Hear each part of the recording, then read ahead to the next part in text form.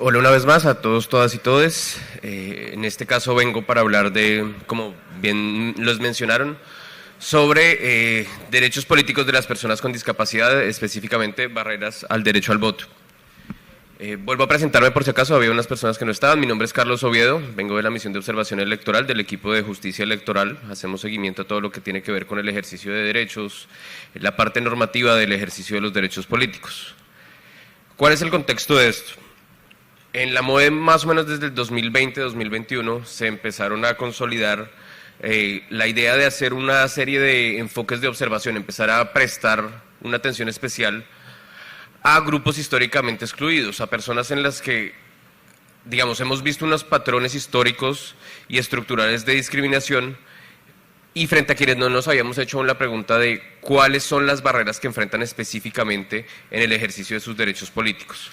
Uno de estos grupos que empezamos a analizar fue el de las personas con discapacidad. Casi que por casualidad, porque esto se empezó a implementar cuando yo estaba recién llegado, acabé estando a cargo de este proceso y empezamos a mirar varias cosas. Digamos que voy a compartir un poquito el proceso. Lo primero que hicimos fue empezar a contactar organizaciones. Hablemos con personas con discapacidad, hablemos con las organizaciones que luchan por sus derechos, que las agrupan, y veamos qué es lo que perciben ellas en términos de barreras para el ejercicio del derecho al voto, para saber en qué podemos empezar a trabajar.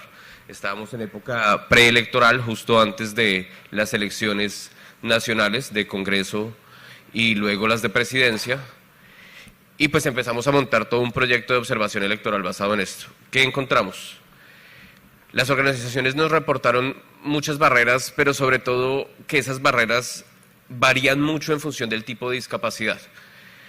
No es lo mismo ir a votar y no son los mismos desafíos cuando estamos hablando de una persona con discapacidad física, cuyas barreras se encuentran principalmente como en el diseño físico del entorno, a cuando estamos hablando de una persona con discapacidad auditiva, donde muchas veces las barreras están en acceso a información, en comunicación directa. Empezamos a analizar todo esto y montamos un proyecto para hacer observación electoral con personas con discapacidad, enfocados específicamente en el ejercicio de sus derechos. El contexto de todo esto es que, primero, pues en Colombia existe un instrumento normativo muy importante para la garantía de estos derechos, que es la Convención de la ONU, que ya fue ratificada, la Convención sobre los Derechos de las Personas con Discapacidad, en particular su artículo 29, que habla específicamente del ejercicio de derechos políticos, tanto el derecho a elegir como a ser elegido. En este caso nos concentramos particularmente en el derecho a elegir y montamos un proyecto piloto que fue un proceso de aprendizaje enorme, donde con personas con discapacidad intelectual sobre todo y con el apoyo de varias organizaciones como País de la Universidad de los Andes, ASDAUN, que es una fundación que trabaja con personas con discapacidad intelectual, y Best Buddies, que también trabaja con este tipo de población en temas de inserción laboral sobre todo.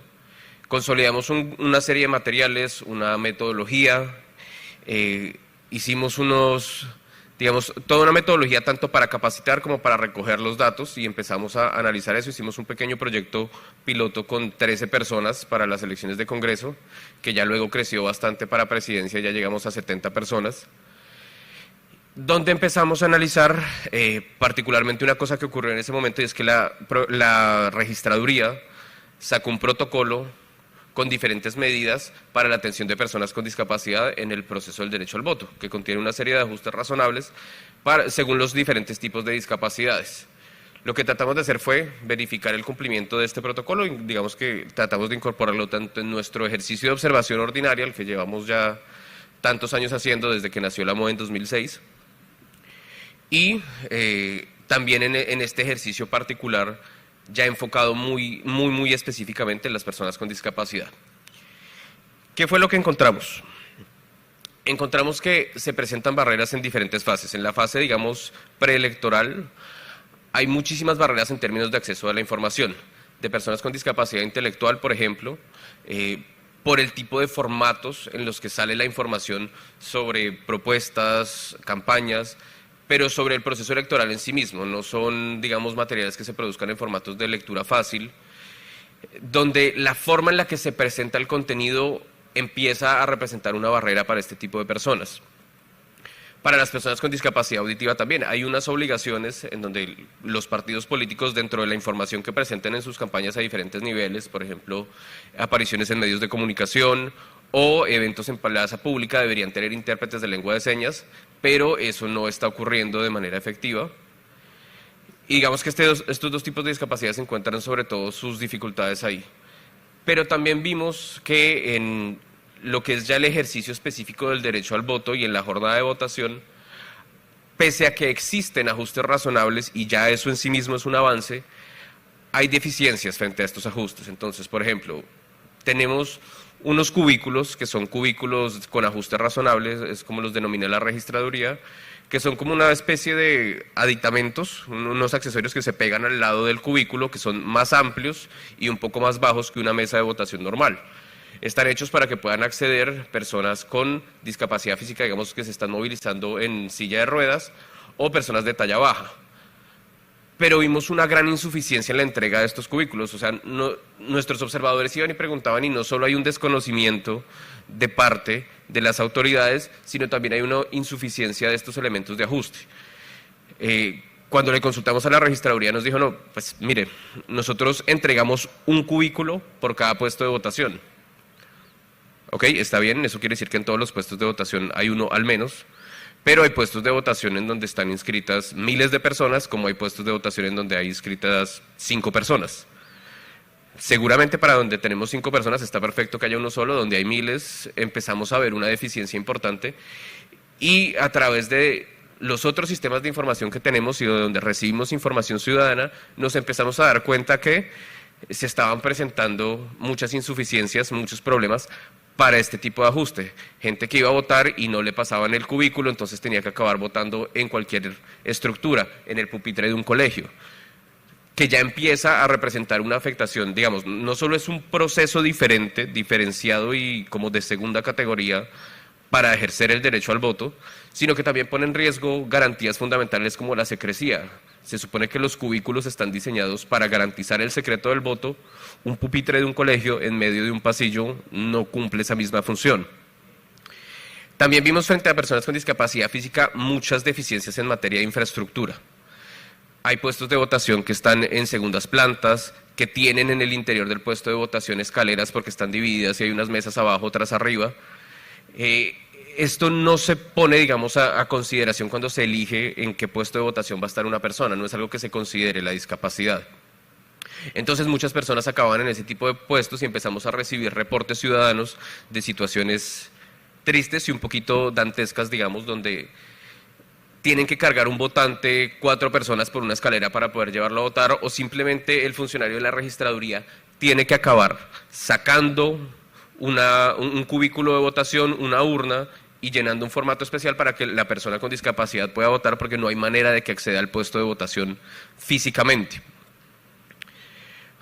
Está bien que se brinde algún tipo de alternativa para que se pueda votar, digamos que no se vulneró a ese nivel el derecho, pero obviamente estamos muy lejos del ideal y se está generando un proceso como de segunda clase para las personas con discapacidad que genera unas afectaciones.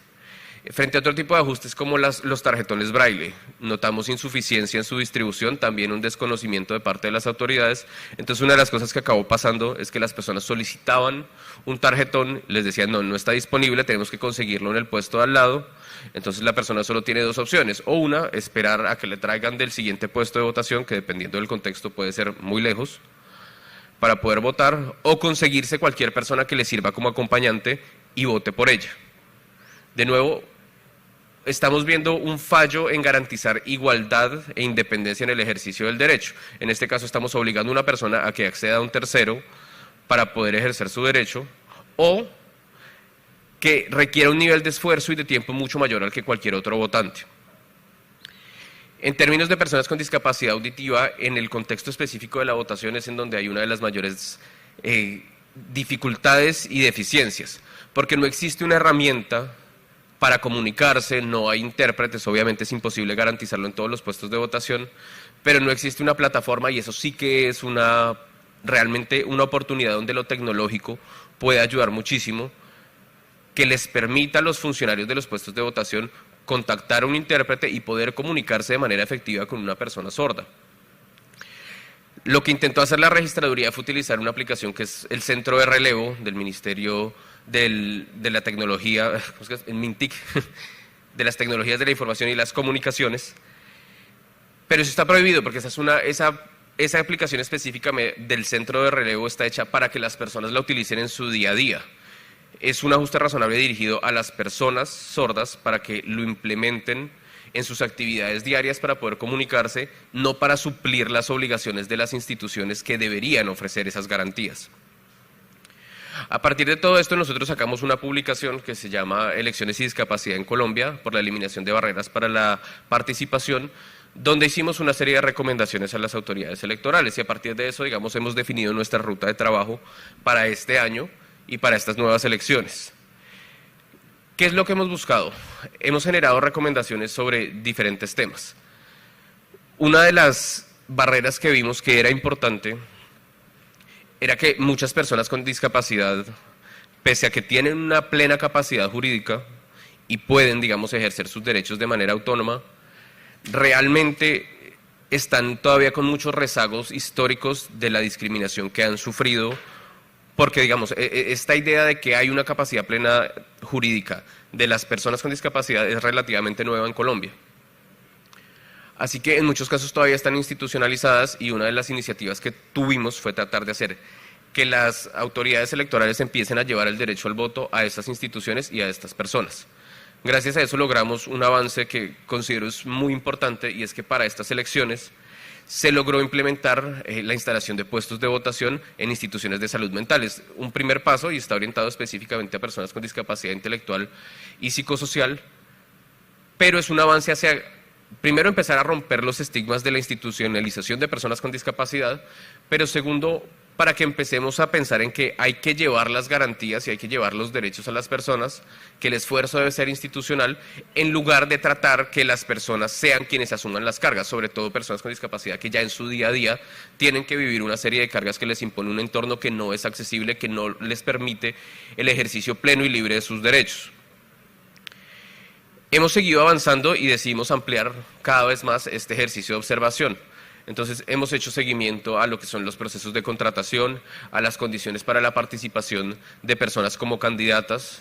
Hace poquito salieron las cifras de inscripción de candidaturas y vemos con bastante tristeza que solo hay cerca de 60 personas con discapacidad inscritas como candidaturas para estas elecciones, 60 entre 120.000. Y sinceramente con varios errores de diligenciamiento en la información, que se nota que también subieron esa cifra por desconocimiento de los mismos funcionarios. Notamos que, por ejemplo, en un solo municipio acá en la costa se inscribió, se supone, una lista de 9 personas con sordoceguera, que pues es una condición bastante inusual y que es casi imposible que vayas a conseguir 9 personas y meterlas en una sola lista. Ojalá sea verdad, pero realmente parece ser un problema de diligenciamiento por parte de los funcionarios de los formularios. Pero este panorama sí nos deja algo claro. En el mejor de los casos hay 60 personas con discapacidad como candidaturas en una elección de 120.000 personas, pese a que son alrededor del 10% mínimo de la población que hay en Colombia. Hay un problema muy grave de representación política, de participación política de personas con discapacidad, porque esas barreras que encuentran en todos sus procesos, en todas sus interacciones diarias y que vimos específicamente en el ejercicio del derecho al voto, cuando tratan de participar en política como candidatos, también se presentan y son mucho más fuertes. Y en este caso sí no existe una autoridad específica, una claridad frente a quienes deberían darles los ajustes razonables. Probablemente sean los partidos políticos que seguramente lo que van a hacer es prescindir de esas candidaturas. No tienen ninguna obligación ni necesidad de integrarlas y sí pueden tener que asumir algún tipo de cargas para poder garantizarles participación y viabilidad política. ¿Qué estamos haciendo además ahora? Decidimos integrar en este ejercicio, ampliarlo, y vamos a integrar personas con discapacidad auditiva para empezar a ver precisamente esas barreras que se presentan en la comunicación y no solo desde el ejercicio de la verificación de cumplimiento de protocolos, sino desde la experiencia propia de ser observador, de ser votante y de tener que comunicarse e interactuar con las autoridades de un puesto de votación. Empecemos a extraer también información sobre qué es lo que se está haciendo mal, qué es lo que podemos mejorar y qué recomendaciones les podemos hacer a las autoridades. ¿Cuál es nuestra idea? ¿Cuál es nuestra visión como MOE para este tema y para estas elecciones? Tratar de ser la evaluación, tratar de ser el control de qué está pasando con ese protocolo para la atención a personas con discapacidad. Tratamos de insistirle a la organización electoral que era importante medir qué estaba pasando, si se estaba cumpliendo este protocolo, si se estaba implementando bien, si estaba generando resultados, y hasta ahora no hubo mayor respuesta, no hay ninguna decisión. Así que vamos a tratar de ser la alternativa desde la sociedad civil que ofrezca resultados y que dé recomendaciones basado en los posibles fallos que existan en la implementación de estas normas y también recomendar cómo empezar a perfeccionarlos. Porque ¿qué ha pasado hasta ahora? Que nos hemos quedado con un par de ajustes razonables y ni siquiera hemos reflexionado muy bien sobre qué tan efectivos están siendo, cómo podemos mejorar su distribución, su implementación y hacia dónde podemos avanzar. Lo último que hicimos, y que creo que es un tema esperanzador, es que hicimos una gran intervención y un proceso de incidencia frente a la aprobación del Código Electoral.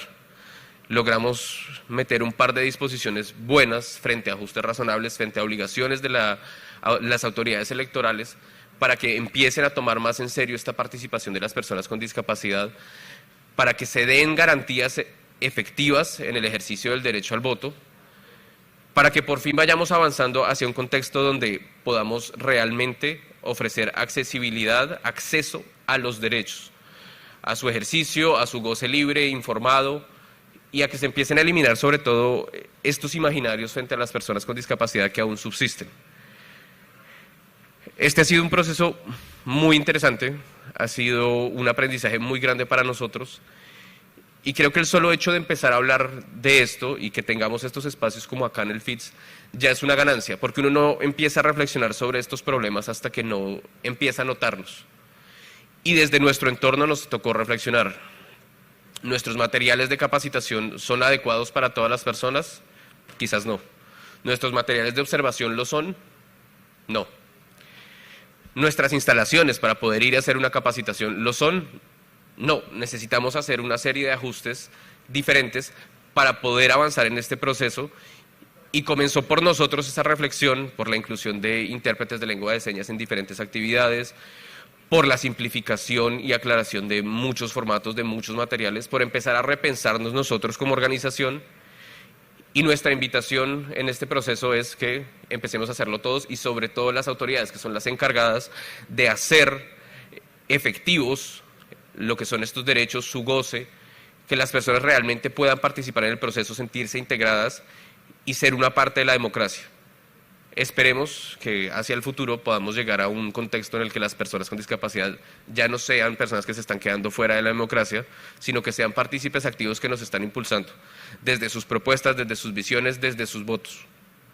Esa es la invitación que queremos hacer desde hoy de la misión de observación electoral. No sé, creo que me quedan como 2 o 3 minutos por si hay preguntas. 2 minutos, listo. No sé si alguien quiere preguntar algo. Perfecto. Pues, terminamos en tiempo. Muchas gracias por su atención.